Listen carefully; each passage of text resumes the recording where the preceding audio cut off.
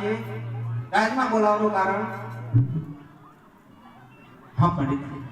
પોકરણ ગઢના રાજા અજમલને ઘણી ક્ષમા મહારાજ. પધારો પંડિતજી પધારો. હા મહારાજ, આજે આ દરબારમાં બોલાવવાનું કારણ? હા પંડિતજી, આપ પણ જાણો છો કે આપણે દીકરી સગુણા ઉંમર લાયક થયા છે. હા મહારાજ, માટે આપ દેશ પરદેશ જઈ તેને સગુણાનો શ્રીફળ દિલાવી પાસાઓ પંડિતજી. જેવી આપની આજ્ઞા મહારાજ. હા પંડિતજી, આપ દેશ પરદેશ જાઓ પણ રાજા અજમલની એક વાતનું ધ્યાન રાખજો પંડિતજી.